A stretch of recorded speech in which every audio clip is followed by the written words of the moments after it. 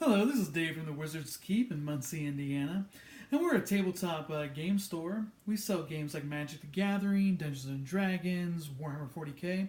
We also sell a lot of tabletop board games, and I get customers in all the time. They'll see our large selection of board games, and they'll get a little overwhelmed. They're like, "There's so many that look good, but where do I begin?"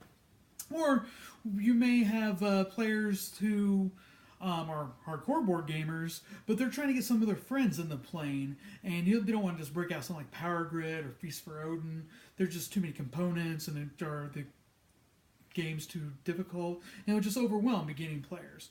So I thought I'd make a list of my top 10 best gateway games, or games that are best to be able to teach new players how to play, in case either you're a new player or you have some friends that are new players. My first game here, we'll start off with, is Sushi Go. Now, this one's still in the shrink wrap because I actually don't own this one myself, but I've played it many times. And how this game works is it's a card drafting game, kind of like Among the Stars or Seven Wonders, if you're familiar with those. And what you do in Sushi Go is you're going to sit around a table with other players. Each player is going to have a stack of cards. You're going to look through those cards, and you're going to pick one and set it aside, and then take the remaining cards in the stack, and you're going to pass them to the person sitting at your left. So the person at your right is going to pass you their stack of cards minus the card they took. Very similar to like a CCG booster draft tournament. But in Sushi Go, the game is the drafting. So what you're going to do is you're going to be drafting different cards and collecting different sets of cards that are going to gain bonus points depending on the different sets of cards you take.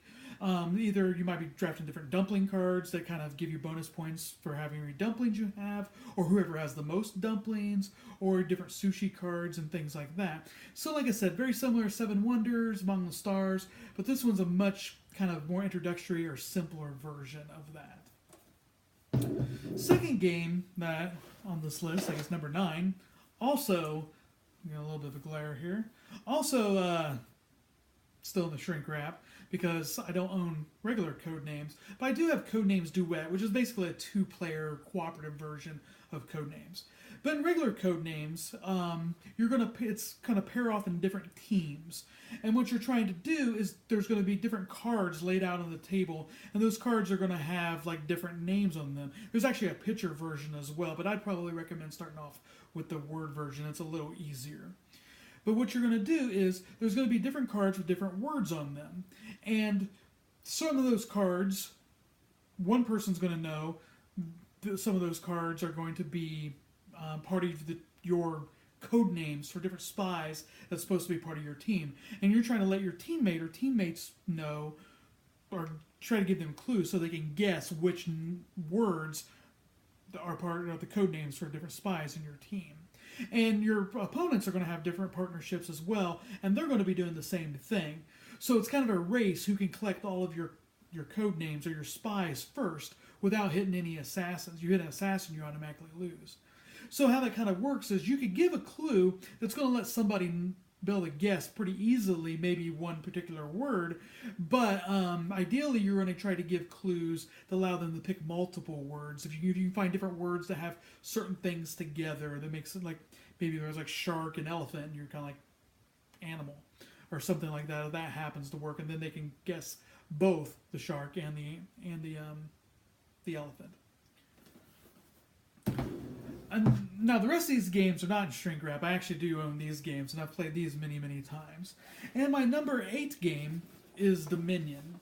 Now Dominion was kind of it's a deck building game, and it was kind of like the one that kind of started off the deck building game craze. There's been numerous other games such as Star Realms or Ascension or Clank that all are kind of deck building games that kind of follow the Dominion trend. But Dominion's kind of like more the pure form of deck building, which is why I think it makes such an excellent introduction to deck building games. Where the other games there's probably some better versions. They took some of the ideas of Dominion and kind of improved upon them. The Dominion's probably still the better or more preferred gateway game because, like I said, it's a more pure form of deck building. If you're not familiar with deck building, what I mean by that is how it works is everyone starts with a deck of cards, and everyone on those deck of cards are exactly the same cards as everybody else's.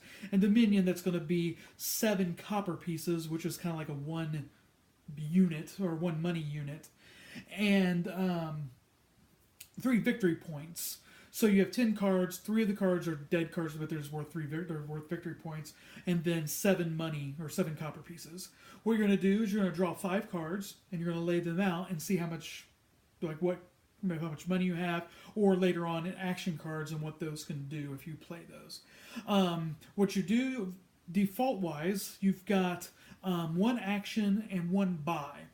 With a buy action, there's going to be other cards laid out on the table, and you can use that money to buy the action cards and add them to the deck, hence building your deck. And what you're going to do with those cards, you're going to buy different action cards to let you draw cards, maybe give you more money, let you get more buys or more actions, things like that. And so you're kind of building an efficient engine with the cards that you're building into your deck. And you use that engine to buy more expensive cards, get even more victory points, and so on. And the winner is the player who accumulates the most victory points. Now, the next game here is Stone Age. Now, I'm a huge fan of worker placement games, things like Fields of Varro, Caverna, Feast for Odin. But those can be a little bit complex and a little overwhelming. Whereas Stone Age, so we can stop the glare here, Stone Age is a little bit simpler version of worker placement. And what worker placement means is you start off with so many workers, usually meeples or tokens or something, and you're going to place those workers on different locations that are going to generate different actions. Those actions may give you different resources, or they may allow you to do different things, like maybe building buildings or things like that. In Stone Age, what you're going to do is you have different workers that you've got different locations you can place them. You can place them either in the breeding hut, which allows you to get more workers, which is good because more workers give you more actions. But Stone Age, like a lot of worker placement games, you have to feed your people at the end of the round. You have to use resources and food to feed your workers. So you don't want to generate a bunch of workers right away, because then you're going to have workers starving, and that's going to give you negative points. But also, you can put them in different locations, which maybe up your farming, which gives you more food, like free food each turn. Or you can put them in locations where they can build buildings, or there's different boats that give you different cards that give you bonuses. How you build those buildings or get those boats, though, you have to get resources. And that's the other place you can place your workers. You can place them at places where you can get wood, or you can get stone, or you can get brick or gold. Depending on the difficulty, the more valuable the resource, the more difficult it is to acquire. How that works is every worker you place on a location for resources, you're going to roll dice, and you're going to, if you say you put 5 workers in a spot, you're going to roll 5 dice, total up the total of your dice, and that's going to let you know how many resources you get. Wood is for every your number divisible by 3, you're going to generate that much wood. So you roll a total of 21, you're going to get 7 wood. Bricks is divisible by 4, stone is divisible by 5, and gold is divisible by 6. So the more valuable resources, it's much harder to generate those resources, because you're going to have to roll higher numbers to get more of those goods. And you take those goods to build different buildings, and that's what gives you victory points. Out of this stack of games, Stone Age here is actually probably my favorite personal game. Like I said, I'm a big fan of worker placement games. But there's at least, looks like 6 more games that are probably better gateway games, in my opinion.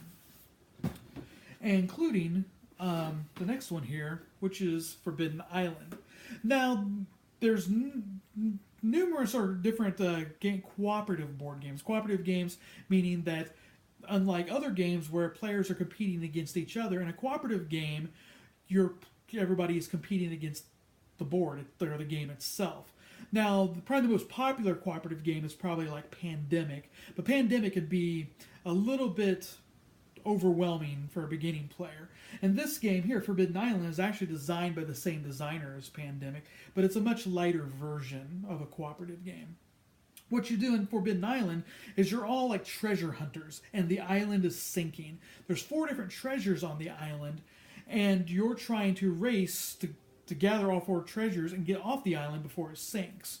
So on your turn, you're going to work together and kind of making choices and decisions, trying to figure out, should you try to maybe get different cards that allow you to rescue a certain treasure, or certain tiles on the board are going to be sinking. You may try to shore those up by placing sandbags to kind of stall the island sinking, so you have other players have more time to get treasures and so on.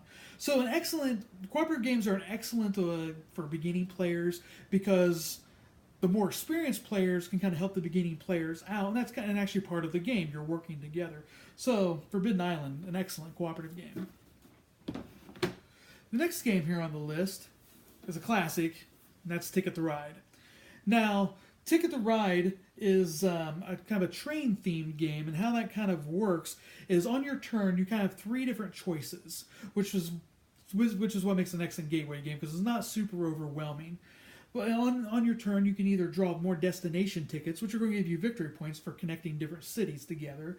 You can draw cards, and those cards are going to be different cards of different colors, which you can play as sets to build routes, which is the third thing you can do. You can play a route between different cities by discarding cards of a particular color to lay trains down, which give you victory points, but also help you connect routes so you can get those points from those destination tickets.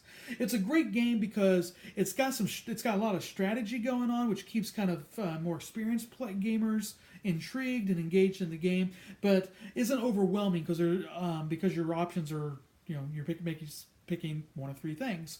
So beginning players are able to play and not be overwhelmed, and it's very easy to teach because of that.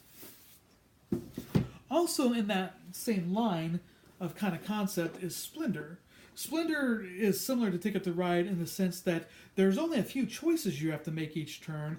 In the case of Splendor, kind of look here on the back, there are different poker chips here. You're either going to accumulate or grab poker chips, or you're going to spend poker chips to buy different cards, which you might be able to kind of see in the glare here. It's probably a little hard to see on here. But anyway, so what you're going to do is you can get different poker chips, and which act as gems to spend to buy the different cards. And you can either get 3 gems, as long as there are 3 different colors, 2 gems if they're the same color, or there's like a wild gem as well, which if you pick that one, that wild gem can be spent as any color, but also in addition to that, you're able to take a card off the board. There's different cards laid out on the board that you're going to be able to spend chips to buy. So if you pick a gold chip, you're also allowed to pick up a card off the board and kind of reserve it. Now only you can purchase that card and put it into play. Or you can spend those chips to buy different cards. And the cards are going to have a cost on them, what it takes how many gems it takes to buy them, and then every card is also going to have a gem on the top of the card, which you're going to lay out in front of you, which basically counts as a discount. So you got like a card has a red gem on it. That means future cards you buy, you're going to need 1 less red poker chip to be able to purchase those cards. Also, some cards have victory points on the top of them, and that's ultimately what you're racing for. First person to 15 victory points in Splendor wins. So you're trying to efficiently buy different cards, collect different chips to buy different cards to try to race to those 15 points. So kind of in that same vein of Ticket to Ride is there's not a lot of necessarily choices you have to make on a turn, which therefore doesn't get very overwhelming, but there's a lot of strategy, a lot of efficiency of what actions of those limited actions you take. Now the next game is Settlers of Catan, a classic, which I guess now they just call it Catan, but this version says Settlers of Catan. And this is the game that kind of started the board game revolution, or the modern board game revolution, because when it kind of came out in the mid-90s, it kind of showed people, hey, in this day and age of personal computers and PlayStations and Xboxes and Nintendos, there's still great board games that can be made. And also Settlers of Catan is a great gateway game, hence the reason it kind of started the explosion, because once again, it's very easy to teach. It's easy for non-gamers to be able to grasp, but also has a lot of enough complexity and strategy into it that the gamer can still be engaged in it. On this one, as you can kind of see here in Settlers of Catan, there's an island that you're going to be settling, And how that works is you're going to have different settlements, and those settlements kind of go into like the intersections of these different hex tiles.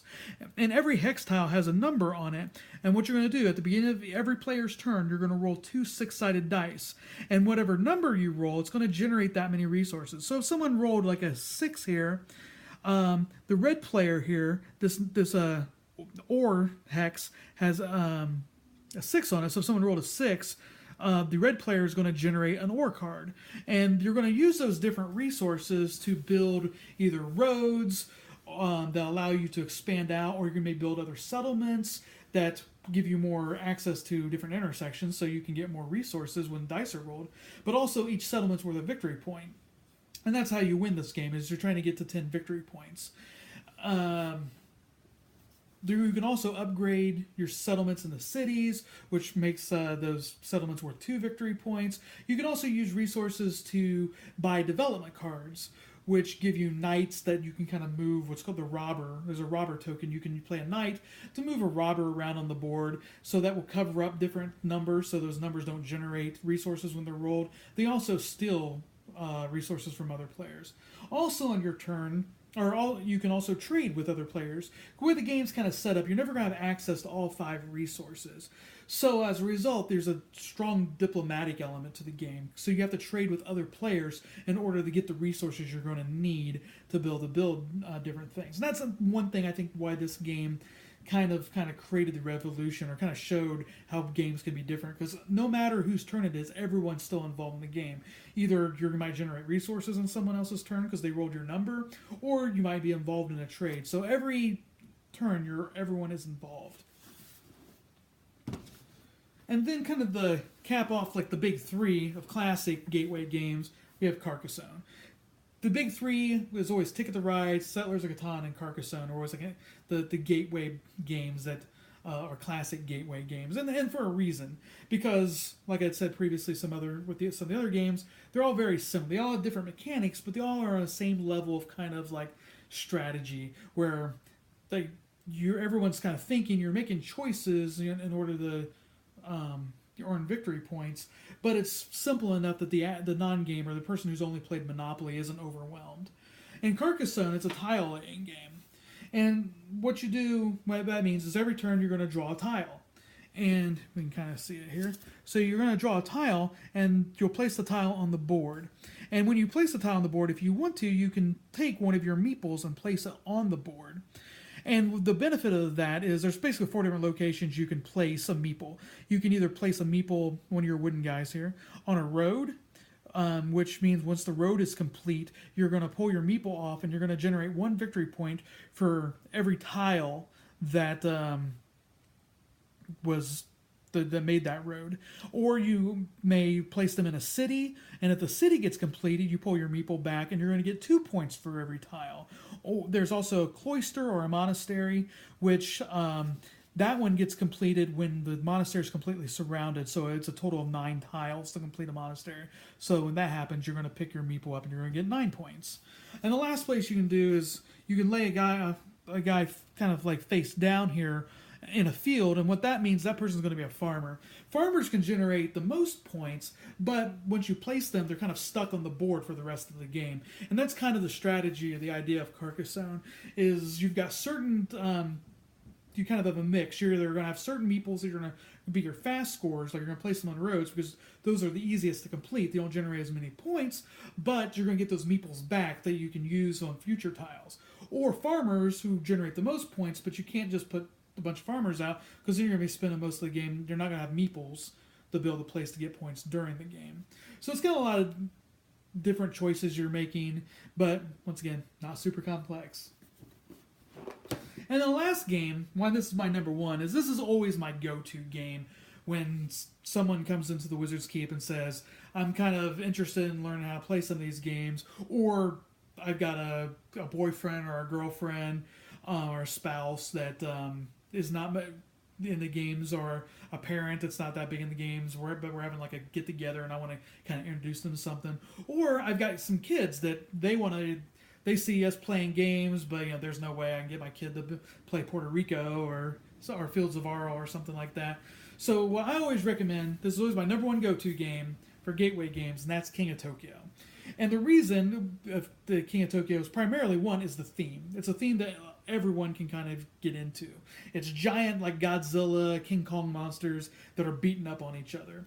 Now, a lot of the other games, pretty much all the other games that I showed, kind of have a little bit of a dry theme. Euro games are kind of known for that.